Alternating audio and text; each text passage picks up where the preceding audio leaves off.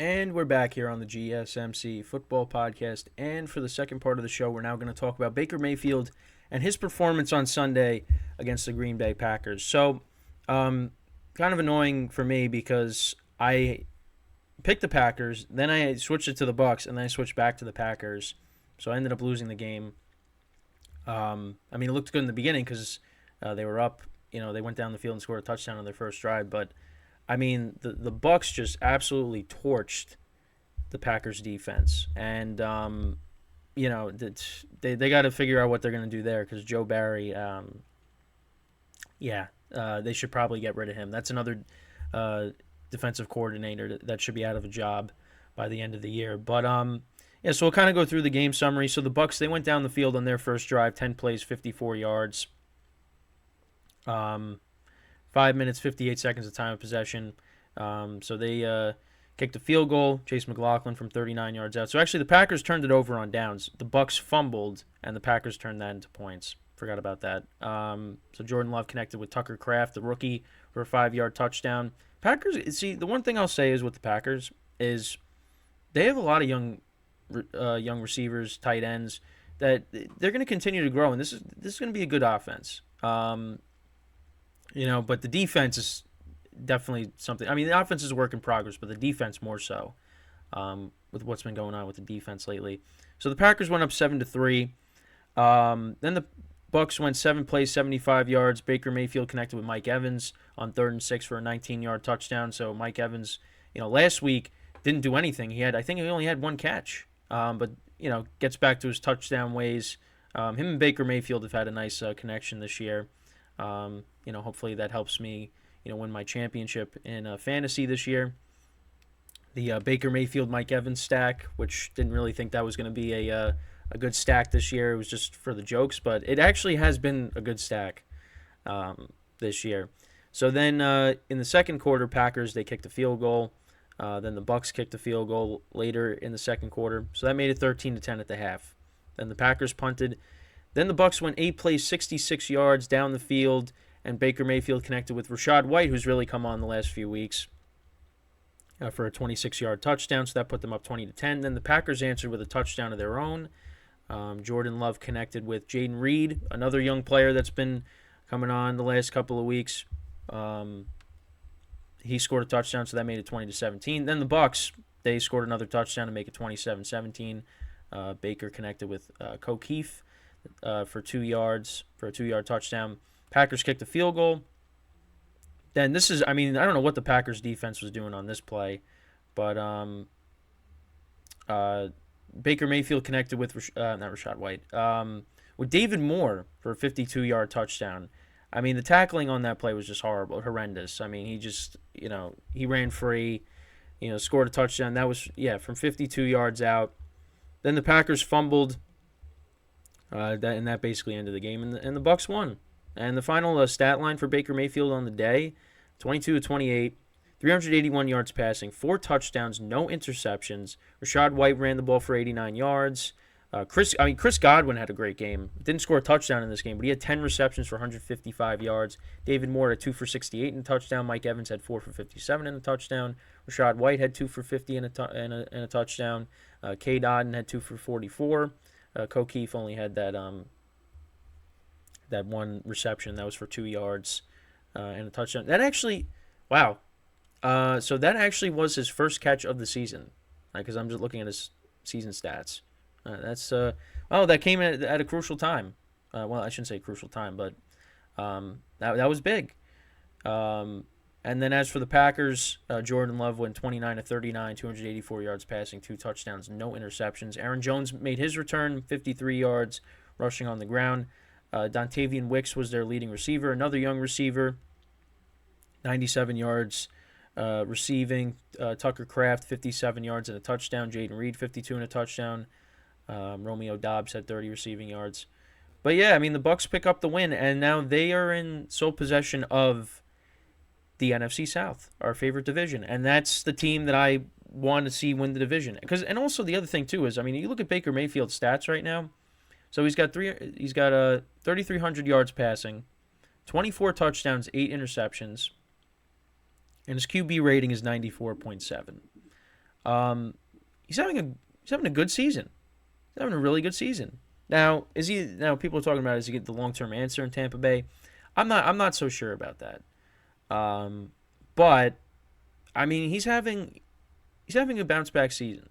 Because this is he talking about bouncing. He bounced around a lot last year. I mean, he got traded to the Panthers, then the Panthers got rid of him, and then obviously the Rams picked him up, and he's played very well this year at points, and I'm hoping that he could be the starter moving forward, and they could also bring back Mike Evans because Mike Evans is they couldn't strike a long term deal with him before the season, so I'm hoping that that changes, and they could bring him back. I mean, listen, I don't know if Baker's the long term answer, but yeah, I think he definitely does deserve at least like another year, and you continue to rebuild this team because they still have a lot of the core guys from the Super Bowl run. And Rashad White, he's been making plays now, as their lead running back. He's definitely a threat in the receiving game as well, and that's, he scored a receiving touchdown in this game. But, listen, this NFC South is winnable, and right now they're tied with the Saints. I mean, the Falcons, they ended up losing to the Panthers, which was the game I also switched and won. So the Falcons right now are 6-8. The Bucks, they got the Jaguars at home. That could be without Trevor Lawrence, so they should win that game if Trevor Lawrence doesn't play. Then you're home against the Saints, who you already beat this year, which again is going to be a tough game. So we'll see what happens in that game. And then you play at the Panthers, which you should win, but again, it could be dicey because it's a divisional game. So I like where the Bucks are at right now.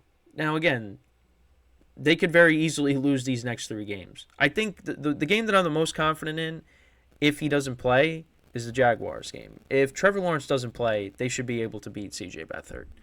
But then, the divisional games are, it gets dicey. I mean, the Saints, that's the toughest game left on your schedule if Trevor Lawrence doesn't play. And then the Panthers, I mean, listen, they, only lost by 3 the last time they played the Bucks. It was more so a backdoor cover, but still, so I'm not going to sit here and be like, all right, the Bucks are definitely winning this division. I'm not going to say that because they could very easily drop, the next, 2, 3 or something, But the Saints, I mean, they got the Rams, they got the Bucks obviously, and then they got the Falcons, who they already lost to finish off the year.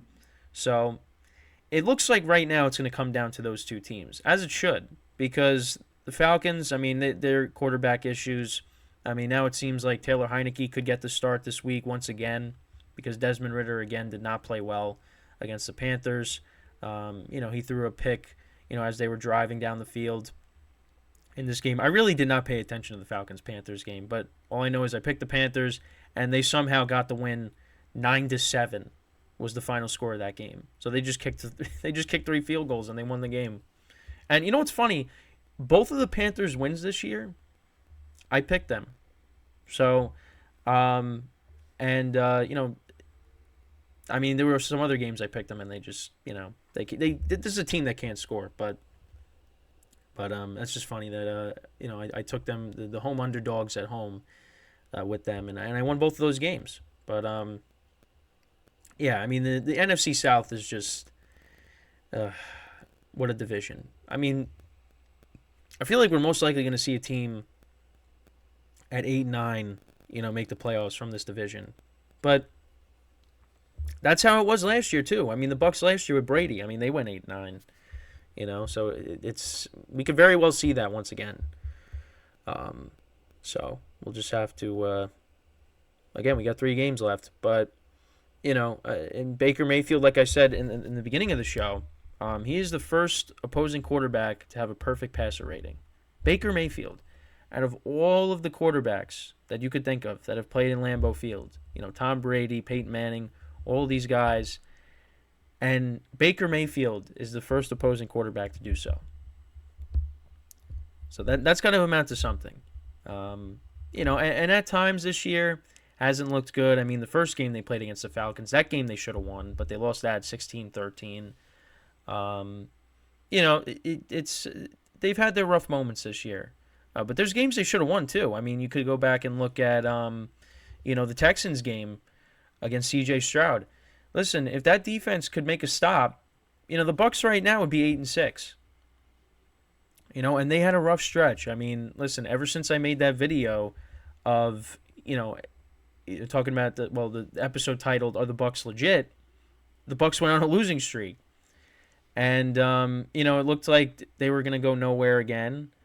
They lost to the Lions, the Falcons, lost to the Bills, the Texans, but now they're starting to play a little bit better. They played some divisional opponents. They won those 2 games. They beat the Packers in Lambeau. Packers got a bad defense. But again, the Packers were playing well, and all of a sudden they just, these last 2 games, I mean, what happened? You beat the Chiefs, and now you lose to, Tommy DeVito, and now you lose to the Bucs too. And the Bucs are not a bad team, but they're not, they're not a Super Bowl contender by any means. I kind of look at these 2 teams as being, kind of even, going in between them and the Packers. But Bucs proved they were the better team. But I like their schedule to finish the year, 2 home games, and then you play the Panthers. But again, it's something I like. Does not mean it's necessarily going to go the way I hope. Because I want to see them win the division. But I mean, even if they do win the division, again, I don't really expect them to do much in the playoffs. But listen, I would be so happy if the Buccaneers could knock out either the Phillies, the Eagles, or the Cowboys, because it's going to be one of those 2 teams that gets the top wild card. It would be nice to see that. I mean, they already played the Eagles this year, and they lost by a few scores. And the Cowboys, I mean, they played Tampa last year in the playoffs with Brady, and they destroyed them, and that was despite Brett Maher not being able to make a kick in the game. So, it's now you're going up against Baker Mayfield. So I mean, we'll see what happens, but I was very happy with Baker's performance, and hopefully he could build off of that, and lead the Bucs to a division title. That would be nice. Nice to see, and I see on social media, I'm not the only person that's happy for Baker's recent success. There's a lot of people that are. Because he kind of got the short end of the stick with the Browns especially. Because look at the Browns now. Now Joe Flacco's starting for them, and again, no disrespect to Joe Flacco, he's playing pretty well for them. He's helping them win games. Although again, like yesterday, I mean, I talked about yesterday, he threw 3 interceptions, but I mean, with what they decided to do and go out and get Deshaun Watson, that has not panned out. So. Maybe they should have kept Baker around, but listen, Baker's doing good where he's at. Hopefully, this is his home moving forward. So, just gonna enjoy it, take it game by game. So, before I go into we go to our second break. Once again, I just want to remind you guys to tip or donate and get your comments recognized. Make sure to go to the following link. That is streamelements.com/gsmcsportsnetwork./tip. Again, that really helps the show, makes the show more interactive between myself, the host, and you guys, the viewers. Once again, that is streamelements.com/gsmcsportsnetwork./tip. And as always, it is displayed on the ticker on the bottom of the show segment down below. So when we get back from our second break of the show, I actually wanted to recap the triple header games from Saturday, talk about those games, because there was a wild finish in one of them, and the other 2 we'll talk about. Those were blowouts, but we'll get into those games as well. So that is what we will talk about when we come back from our second break. So stick around, and we'll be right back here on the GSMC Football Podcast.